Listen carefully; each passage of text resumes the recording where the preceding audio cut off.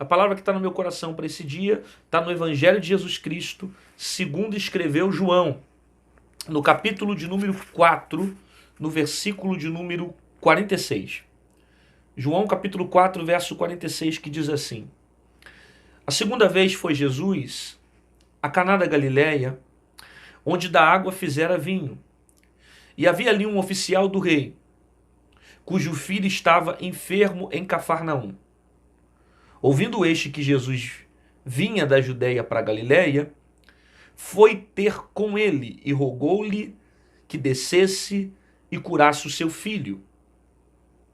Curasse o seu filho, porque já estava à morte. Então Jesus lhe disse: Se não virdes sinais e milagres, não creres? Não crereis? Disse-lhe o oficial: Senhor, desce, antes que meu filho morra. Disse-lhe Jesus: Vai, o teu filho vive. E o homem creu na palavra que Jesus lhe disse e foi. E descendo ele logo, saíram ao encontro os seus servos e lhe anunciaram dizendo: O teu filho vive. Perguntou-lhe, pois, a que horas se achara melhor? A que horas ele havia melhorado? E disseram-lhe: Ontem, às 7 horas, a febre o deixou. Então, pois, o pai que era... entendeu, pois, o pai que era aquela hora a mesma em que Jesus lhe disse: O teu filho vive, e creu ele e toda a sua casa. Jesus fez esse segundo milagre quando ia da Judeia para a Galileia. O texto que eu acabei de ler está em João capítulo de número 4. Eu li do verso 46 até o verso de número 54, onde vai falar para nós a respeito de Jesus, que vai curar o filho de um oficial do governo, ou vai estar curando a respeito do filho desse oficial, de maneira que vai marcar aquelas pessoas que estavam próximas a ele, e vai marcar também os servos desse homem, como também a sua própria família, que vai ficar impactada com o fato de Jesus ter feito o milagre. Se atente aqui para algumas verdades que estão implícitas dentro desse texto. Primeiro, o texto afirma para nós que esse homem aqui, ele é oficial do rei. Ele é oficial do rei. Ou seja, ele não é somente um oficial, ele é alguém de autoridade. Ele é um oficial que trabalha para a monarquia. É um homem de influência, é um homem de conhecimento, é um homem de autoridade. É um homem que tem servos que estão submetidos ao seu poder, que estão submetidos à sua autoridade. Ele é um oficial do rei. E mesmo tendo muito poder e autoridade, ele reconhece que depende do poder de Jesus. O fato dele ser grande e ter influência e ter conhecimento não tem poder de salvar o seu próprio filho. Ele tem recursos, ele tem influência, ele é oficial do rei, ele tem conhecimento, ele trabalha dentro da monarquia, mas aquilo que ele tem não é suficiente para salvar o seu filho. Porque existem coisas que só Jesus pode fazer. Existem coisas que um homem é limitado. Existem coisas que somente Deus tem o poder de realizar. Existem coisas que o médico não resolve, existem coisas que o advogado não resolve, existem coisas que as pessoas não podem fazer, existem coisas que só Jesus tem o poder de fazer. Ele tem autoridade, ele tem influência, ele tem conhecimento, mas aquilo que ele tem não é suficiente para curar o filho. Ele tem um filho que está em casa quase morrendo e ele precisa da ajuda de Jesus. E tudo que ele tem não é suficiente para resolver, porque só Jesus tem o poder de restaurar essa situação. Por isso ele vai até Jesus. Às vezes nós passamos certos tipos de problema que o próprio Deus permite nós passarmos para que os homens reconheçam que só Ele tem o poder de fazer. Tem hora que o remédio não resolve, tem hora que a medicina não resolve, tem hora que o psicólogo não resolve, tem hora que o advogado não resolve, tem hora que o governo não resolve, tem hora que o Estado não resolve, tem hora que o teu dinheiro não resolve, tem hora que a tua influência não resolve, tem hora que o teu conhecimento não resolve, tem horas que somente Jesus pode fazer. Ele vai até Jesus, porque ele está passando por um problema terrível com seu filho.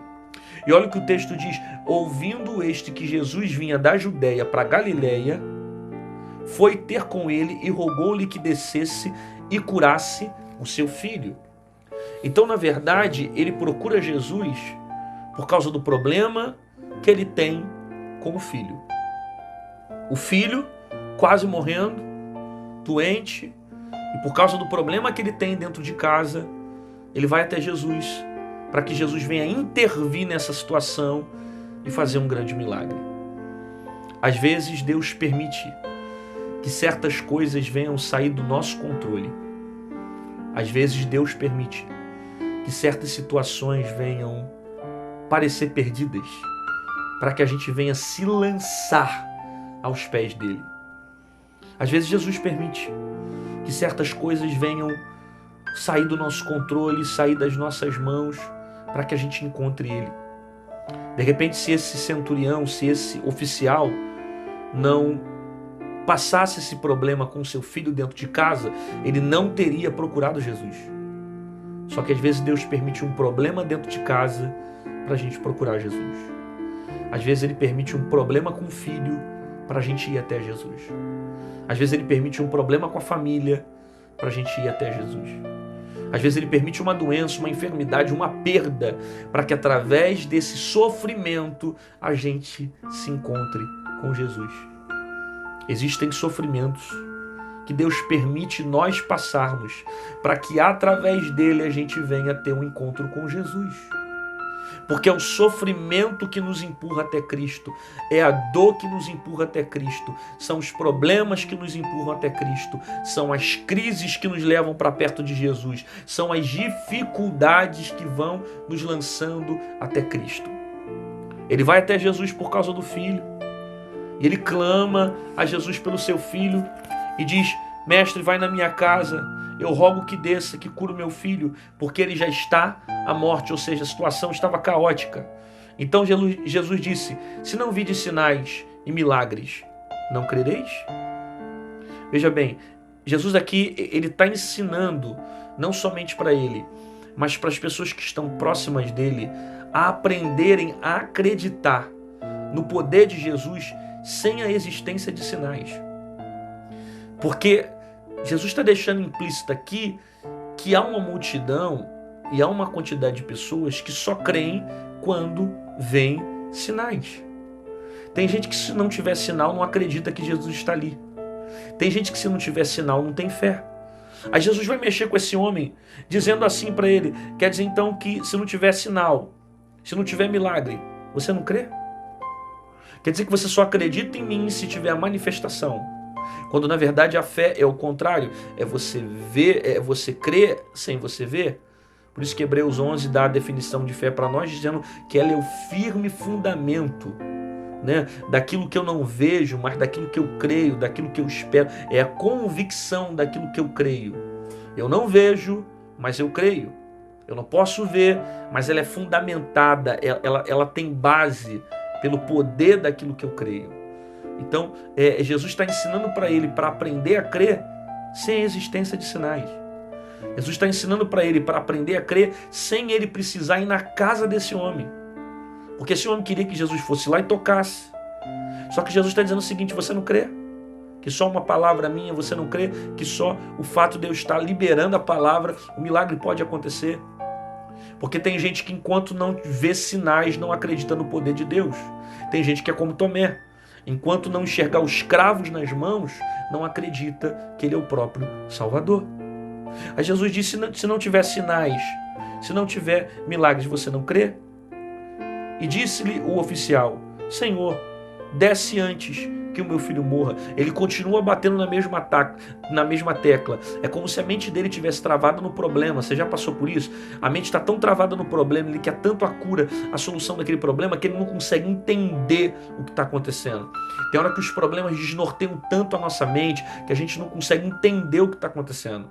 A gente fica sempre batendo na mesma tecla, pensando a mesma coisa, porque aquilo ali tá corroendo a gente, tá fazendo a gente sofrer, tá machucando a nossa alma, e a gente sempre continua pensando toda hora na mesma coisa.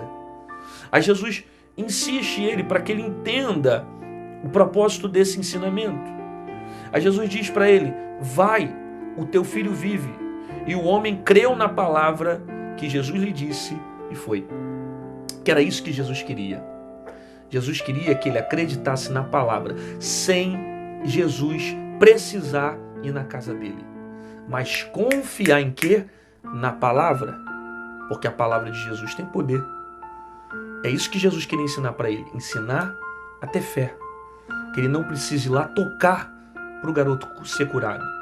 Se ele crê na palavra, através da fé, tudo é possível àquele que crê. Aí o texto diz que ele creu em Jesus. Ele creu de modo que ele vai voltar para casa. Ele volta para casa. Ele crê na palavra de Jesus. Agora preste atenção na expressão que Jesus usa para ele. Jesus diz para ele: vai, o teu filho vive. Preste atenção na expressão de Jesus, porque a expressão de Jesus, ela traz uma revelação muito forte no texto. Jesus diz para ele: vai, o teu filho vive. O homem creu na palavra e voltou para sua casa. E descendo ele logo, saíram ao encontro os seus servos, ok? Os seus servos, e anunciaram dizendo: o teu filho vive. Veja bem, o moço está voltando para casa para ver o seu filho, e no meio do caminho ele vai encontrar os seus servos que trabalhavam para ele e vai dizer para ele: o seu filho vive. Eu não sei se você consegue pegar essas palavras assim, mas é tremendo a forma como Deus ele vai confirmando as coisas. Qual foi a palavra que Jesus disse para ele quando ele disse que creu e voltou para casa? Jesus disse para ele o quê? Vai, o teu filho vive. Ele vai voltar para casa. No meio do caminho ele vai encontrar os servos. Os servos vão virar para ele e vai dizer para ele: o seu filho vive. Encontram ele no meio do caminho e diz: olha, o seu filho vive. Perceba, é a mesma expressão que Jesus usou para o oficial. Ele está recebendo a confirmação de Jesus. E se você tiver sensibilidade espiritual, você vai entender que em alguns momentos Deus usa as mesmas palavras para confirmar: sou eu que estou curando, sou eu que estou fazendo, sou eu que estou libertando, fui eu que fiz a promessa, sou eu que vou cumprir. Eu lembro disso na minha vida. Existem coisas que Deus fala comigo com as mesmas palavras que Ele usava quando eu tinha 13, 14, 12 anos, 15 anos. E Ele vem repetindo as mesmas palavras para mostrar que Ele é Deus que confirma, para mostrar que Ele é Deus que fala e Deus que confirma. Por isso que Números 23, 19 diz que Deus não é homem para que minta, nem filho do homem para que se arrependa. Porventura falaria e não faria, falaria e não confirmaria, porque Deus é Deus de confirmação. Então, quando ele diz: o teu filho vive, ele está acendendo uma luz aqui para esse homem. Eu estou confirmando aquilo que eu te disse. Eu estou confirmando aquilo que eu já falei para você. O garoto vai viver. Não vai ter morte na tua casa. Não vai ter desgraça na tua família. Não vai ter tragédia na vida do menino. O garoto vai viver. E ele ouve isso da boca de pessoas diferentes, que não estava nem presente naquele diálogo entre ele e Jesus. Isso é tremendo em Deus. Quando Deus usa pessoas que você nem imagina, gente que você nunca viu, que não estava nem presente nos momentos que você chorava, nos momentos que você sangrava, nos momentos que você sentia dor, e Jesus vai lá e usa as mesmas palavras para mostrar para você que Ele continua contigo e que a promessa vai se cumprir sobre a sua vida. Os servos chegam diante dele e diz: o teu filho vive. E olha que interessante, aí ele vai perguntar para os servos. Perguntou-lhe, pois, a que hora se achara melhor? E disseram: ontem, às 7 horas, a febre o deixou. Aí ele vai ser tomado de um poder muito grande, ele vai ficar impactado com isso, porque o verso 53 diz que entendeu, pois, o pai, que era aquela hora a mesma em que Jesus disse: o teu filho vive, e creu nele toda a sua casa. Ah, irmão, não dá para dar glória a Deus com uma palavra como essa? Diz aí se não é tremendo o que a gente acabou de ler e ouvir. Os servos chegam para ele e diz: o teu filho vive. Ele pergunta: que horas foi o momento que ele foi curado? Qual foi o horário do milagre? Aí os servos vão dizer para ele: às 7 horas. Aí ele é tomado por um impacto, por uma comoção muito grande, porque ele descobriu que aquela hora que o menino foi curado foi a mesma hora que ele estava conversando com Jesus. Porque ele passou a entender que Jesus não precisou ir na casa dele para fazer um milagre. Mas enquanto ele estava conversando com Jesus, a palavra de Jesus já estava entrando na casa dele, visitando o menino e trazendo vida para o garoto. Sabe? O mesmo Deus que se manifesta de perto é o mesmo Deus que se manifesta de longe. O mesmo Deus que fala através de internet e libera uma palavra para alguém que está vendo esse vídeo é o mesmo Deus que pode estar curando alguém na tua casa. É o mesmo Deus que pode estar salvando agora alguém na tua casa. É o mesmo Deus que pode estar libertando alguém agora na tua casa. Não me interessa se você mora no Japão, na Alemanha, no Brasil, em São Paulo, no Rio de Janeiro, em Pernambuco, não importa o lugar que você está. Quando ele libera a palavra, o milagre chega. Ele ligou os botões e ele entendeu ali que no momento que ele conversou com Jesus, na mesma hora que Jesus liberou a palavra, o menino estava sendo curado dentro de casa. A palavra é pregada aqui e alguém está sendo curado dentro de casa. A palavra é pregada aqui e alguém está sendo liberto dentro de casa. A palavra é pregada aqui e alguém está sendo salvo dentro de casa. A palavra é pregada aqui e alguém está sendo restaurado dentro de casa. A palavra é pregada aqui e as coisas estão mudando dentro de casa. Por quê? Porque a palavra de Jesus é suficiente para mudar a tua vida. Eu não sei se você crê nessa palavra, mas você não precisa do toque dele hoje. Você não precisa da mão dele hoje.